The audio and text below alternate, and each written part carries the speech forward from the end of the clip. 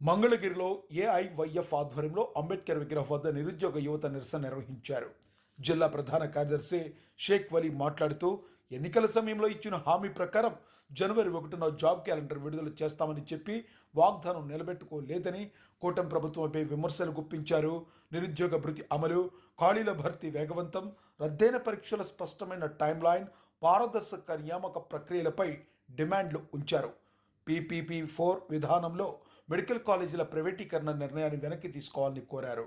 Degree, PG చదివిన విద్యార్థులు ఉపాధి కోసం ఆప్ బేస్డ్ పనులకు మళ్లిపోతున్న దుస్థితి నిలువరించారన్నారు. ప్రభుత్వం తక్షణం జాబ్ క్యాలెండర్ ప్రకటించి నోటిఫికేషన్లు విడుదల చేయాలని హెచ్చరిక జారీ చేశారు.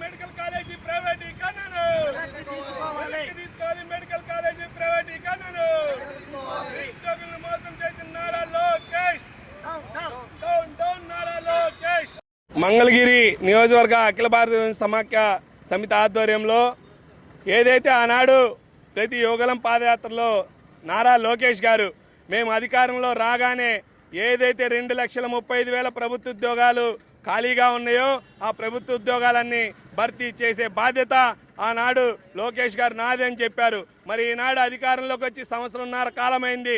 జాబ్ క్యాలెండర్ ఎక్కడా అని మేము ప్రశ్నిస్తూ ఉన్నాము. మేమేం గొంతెమ్మ కోరికలు కోరడం లేదు.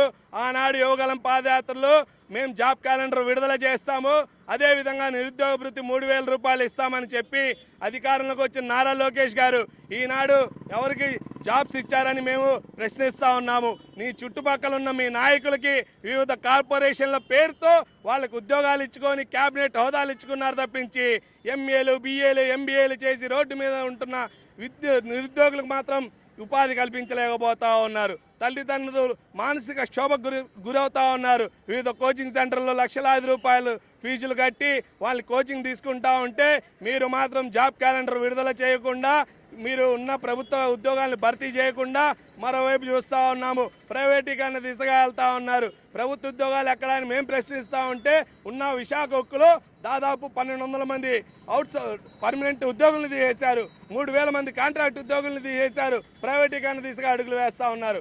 మరోవైపు నిన్నే చూస్తూ ఉన్నాం, medical college 10 medical college PP4 విధానంలో మేము చేయబోతా ఉన్నామని చెప్తా ఉన్నారు. మీరు ఈ రాష్ట్రంలో ప్రభుత్వాన్ని మీరు నడుపుతా ఉన్నారా, లేకపోతే అంబానీ, అదానీ లాంటి కార్పొరేట్ కంపెనీలు చేతుల్లో మీరు యొక్క రాష్ట్ర ప్రభుత్వాన్ని పెట్టబోతా ఉన్నారా?